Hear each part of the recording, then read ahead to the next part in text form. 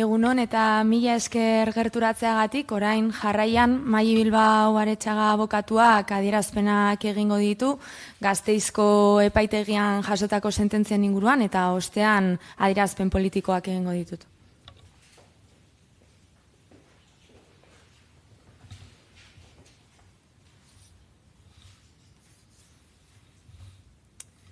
Egun ondan hori eta eskerrik asko etorti gaitxik.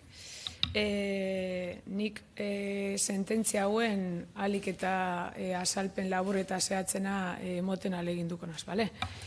Dakizuen moduen, Gasteizko administrazioarekiko hauzien lehenengo epaitegiak bi sententzia egorri ditu, 2023ko irailaren 22an alde batetik Bilbon eta bestetik Gasteizen gertatutakoa aztertzen deusenak.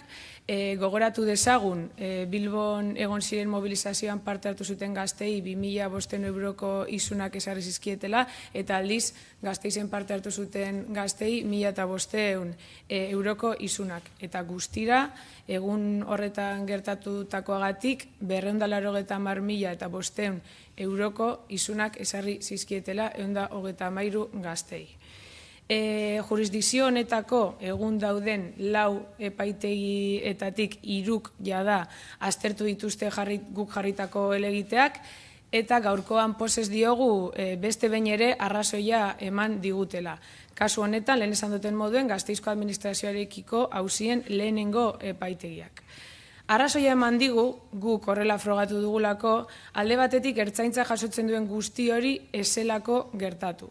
Bestetik, legean jasotako betekizunak errespetatu gabe ezarri zituztelako isunak, eta azkenik, argi eta garbi dio isunak ez direla proportziozkoak izan. Ondorioz, Gasteizko egitateak aztertzen dituen sentetzean isun guztioak baliogabetu ditu, hau da, aurkeztutako helegiteetan jasotako eskaera guztia onartu du, eta aipatzekoa da, kasu honetan, eta azpimarragarria gainera, 3 magistratuek ebatzi dutela berdina, eta horrez gain, kasu honetan, dirua itzultzeko bete beharra esartzeaz gain, prozeduran sortutako kostak administrazioari ordaintzeko bete beharra esarri diola. Bilboko gertakariak sakon aztertzen dituen epaiari dagokionez, arrazoia eman digu ere, naiz eta guztiz ez duen konpartitzen guk ondorio estatutakoa. Adierazten du, ezarritako isunak guztiz neurriz kanpokoak direla, eta beraz legeak aurreikusten duen isun minimoa esartzen du. Hau da, 2.500 euroko isunak minimora, legeak aurreikusten duen 601 euroko minimora jeisten ditu. Eta ondoren azalduko ditudan arrazoietan oinarritzen da. Baina sententzia hauek, gure ustez, bereziki interesgarriak direla argi daukagu, kontuan izan da guztiz beharrezkoa den eztabaida juridiko bat ematea lortu delako. Zentzu horretan, herritarron adierazpen askatasunerako eta manifestaziorako oinarrizko eskubideen garapen eta babes bat ezartzen du, eta honekin batera, naiz eta asko kostatu zaigun, eta ohikoa ez den moduan, segurtasun sailaren jarduera desegokia izan dela frogatutzat geratu da.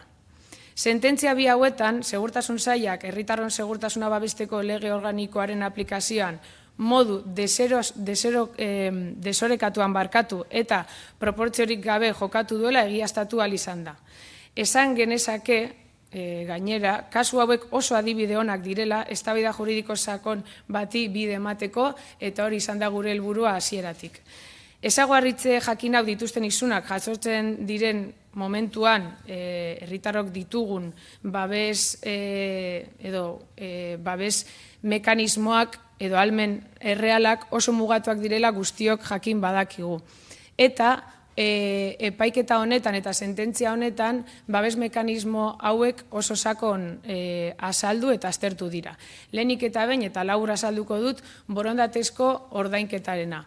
Epaileak adierazi du, guk hasieratik horrela esan dugun bezala, borondatezko ordainketa egitea eta gero ebazpen hori epaitegietan ezbaian jartzea guztiz posible dela.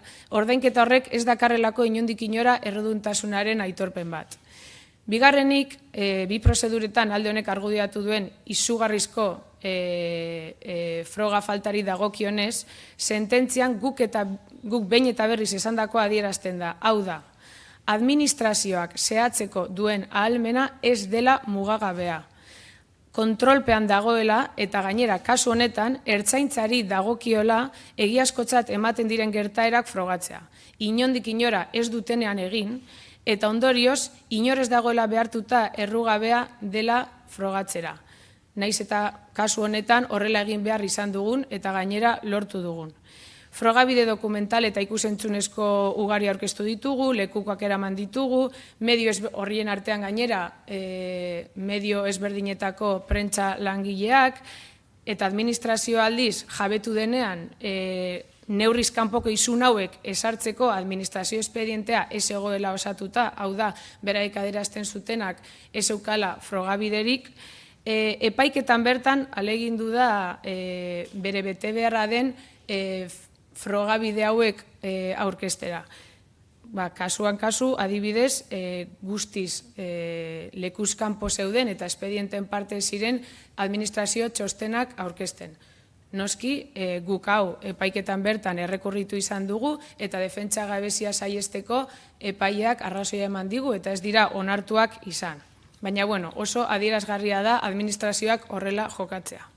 Era berean, Auzitegi Gorenaren jurisprudentzian oinarrituta, administrazioak duen egiazkotasun presuntzioa mugatzen du epaileak. Eta zehazten du presuntzio hori agintaritza agente baten zuzeneko hautemate egitatei dagokiela. Eta baliozkotasun hori bertan behera geratzen dela egitateak agenteak zuzenean hautematekoak ez direnean. Edo egitate horiek existitzen direla egiaztatzen duen frogarik jasotzen ez denean. Eta argudio horrekin, eta Bilboko gertakariei dagokionez, adibide bat jartzearren, ezetsi egin da, prozedura honetan, komisario batek egin zuen berari asko txosten bat. Guztiz ezoiko denean gainera, hain ardura handiko polizia agente bat kontzentrazio batera bertaratzea egunean bertan, eta ostean, bere izenean txosten osagarri bat egitea gainera gertaeretatik denbora asko igaro denean. Eta txosten horren edukian lehen pertsonan ezagutu ez zituen gertakarien kontsiderazioa jaso ditu eta hauek inondik inora ez dira frogatuak izan. Horregatik lortu izan da, ezoikoa den txosten hau epaiketa honetan eta sententzia honetan baliogabetzea. Ondoren, gure ustez, gaur egun gainera beharrezkoa den eztabaida juridiko bat planteatzen da sakonean eta da adierazpen askatasunerako oinarrizko eskubidearen ahalmenak eta bestetik hauek egikaritzean administrazioak duen zigortzeko ahalmenarekin izan edo egon daitekeen talka hori. Eta bereziki babestua den eskubidea izanik, zigortzen duen ahalmen horretan dituen betekizun zehatzak bergogoratzen dizkio sententzia honetan epaileak administrazioari. Horretarako, kontuan izanik, bai Bilbon eta baita Gasteizen burutu ziren mobilizazioak, naiz eta aurretiaz legeak eskatzen duen komunikaziorik ez egon, batzeko eta manifestaziorako oinarrizko eskubideen markoaren barruan kokatzen direla, mobilizazio hauek, naiz eta betekizun hori ez bete, argi eta garbi adierazten du sententziak. Epaian oso ondo jasotzen da, adibidez Gasteizen egondako gertakarien kasuan, komunikazio soziala helburutzat zituen protestak zirela, eta hau horrela zehazki dio sententziak. Eta hauek guztiz legitimoak direla naiz eta zilegiak ez izan. Eta bergogoratzen dio segurtasun sailari eskubide hauek Espainiar Konstituzioan babestutako parte hartzerako eta adierazpen demokratikorako mekanismoak direla. Hauek dituzten babesa kontuan izanik. Inondik inora ez zela desordena publikorik eta areta gutxiago larririk egon, ez zela ertzaintzak adierazi duen moduan gainontzeko herritarren segurtasuna arriskuan jarri, ez da ere protesta honetan parte hartu zuten pertsonek errepiden bide mozketak eragin zutenik ere ez. Izatez, ertzaintzaren jardunari berari egozten dio bide mozketak eragin izana. Ertzaintzak berak erabaki zuelako beharrezkoa esenean gainera errepidea moztea. Arazoa beraz zein da? Aurretiazko komunikaziorik ez egotea? Aurretiazko komunikaziorik ez egoten denean automatikoki ertzaintzarentzako desordena publikoak dira? Ba ez, sententzia honetan aztertu da, guk hasieratik esan dugu eta ez da horrela.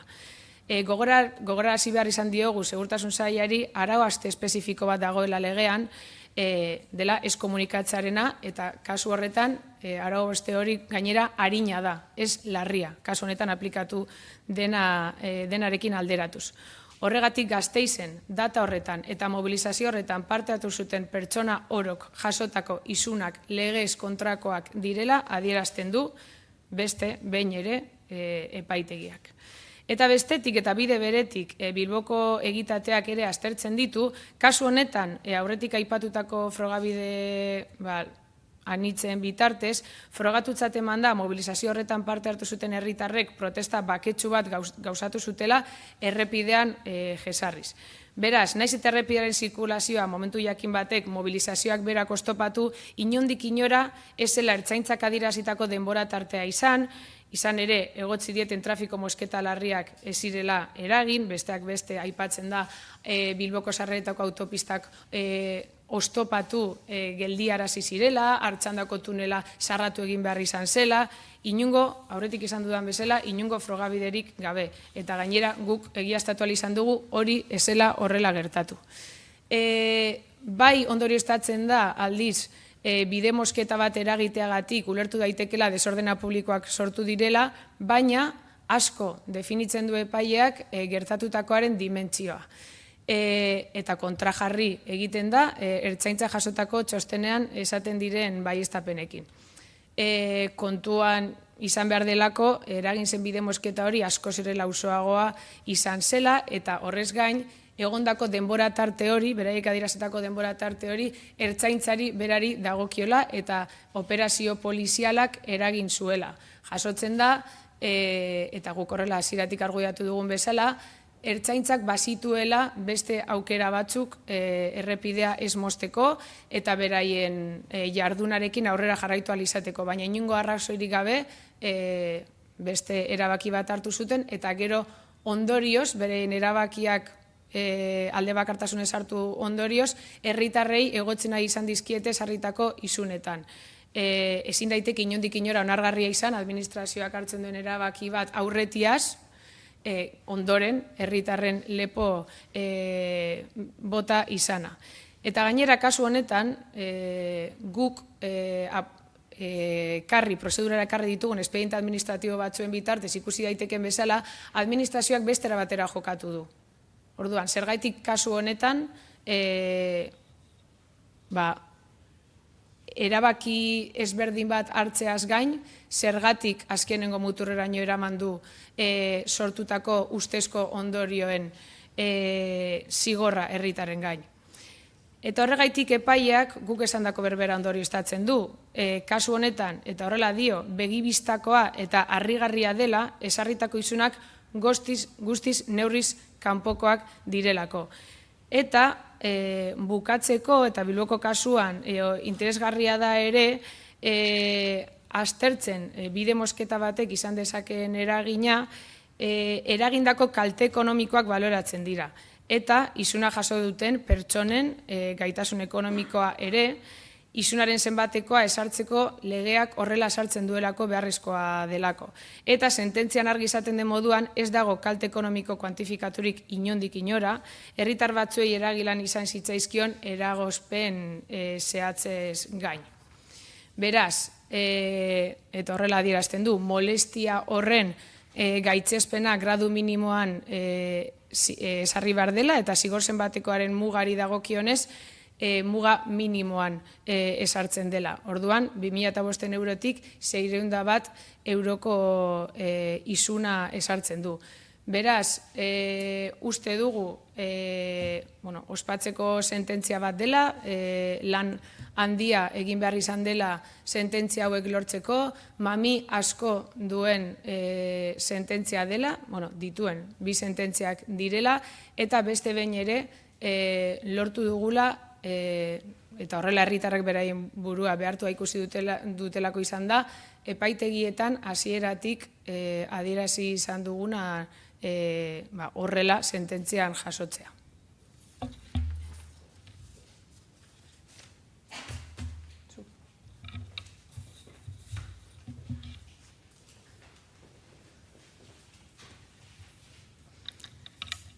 Gaur, Bilbon eta Gasteizen izandako ekimenen harira Gasteizko epaitegiak Ernaik Eusko Jaurlaritzaren aurka aurkeztutako helegitea berretsi duela iragartzeko bildu gara.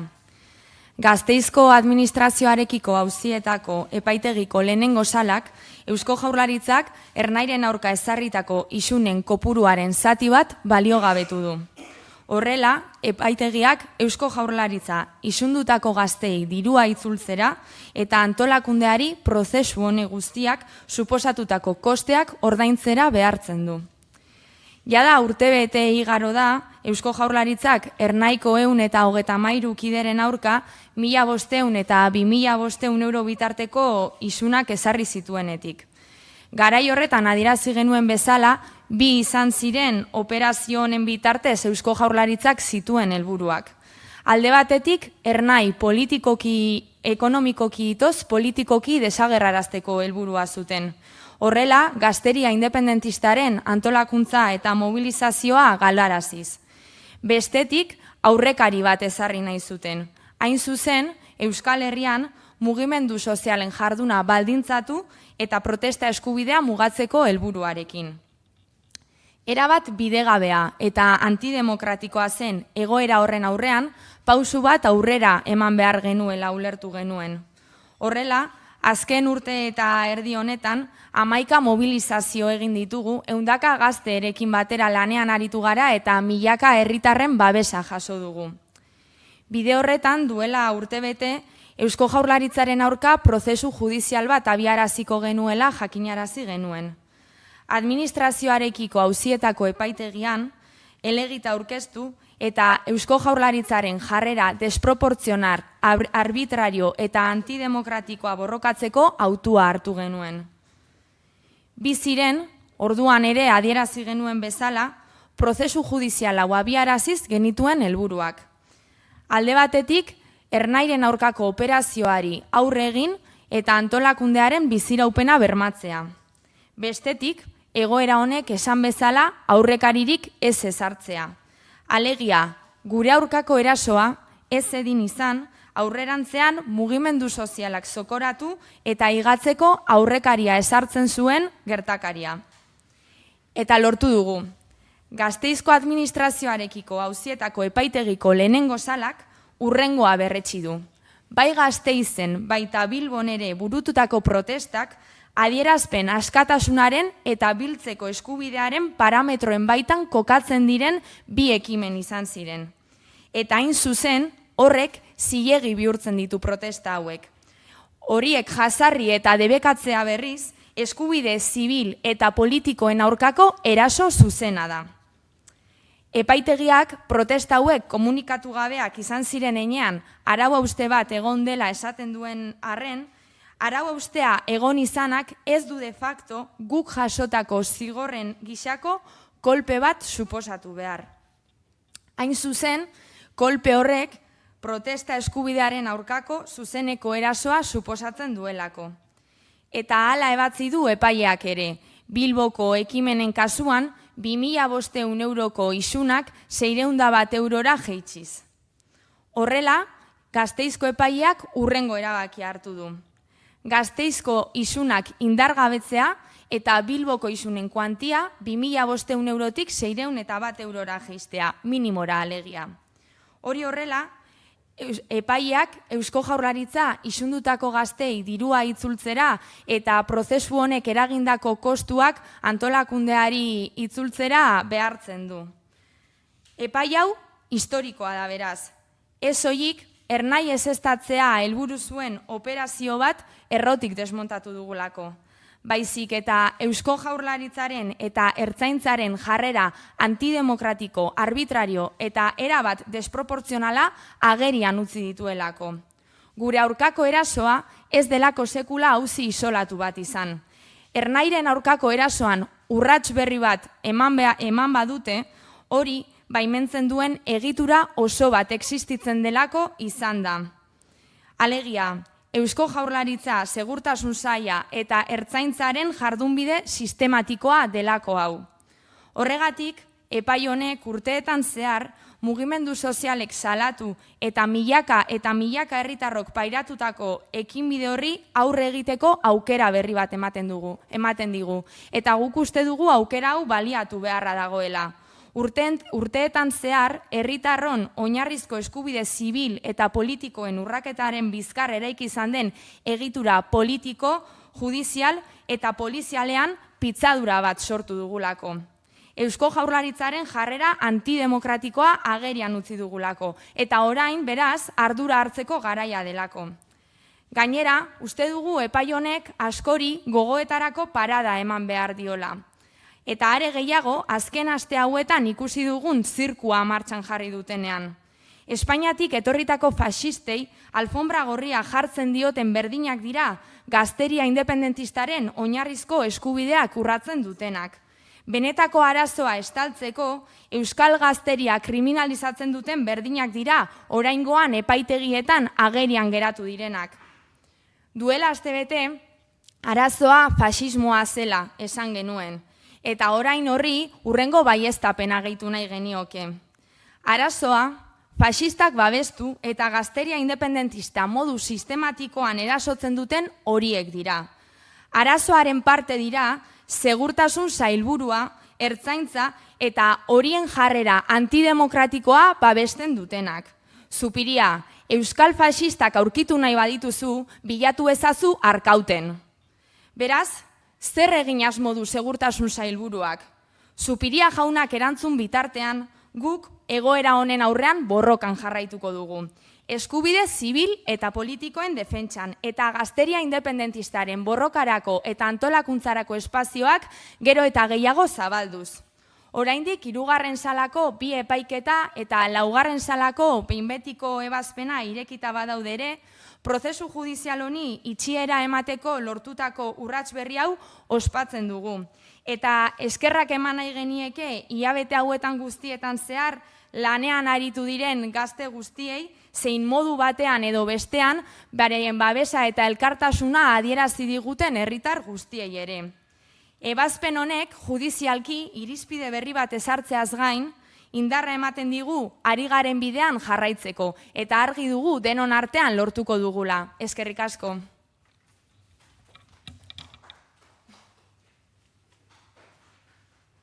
Bale, galderarik edo badau?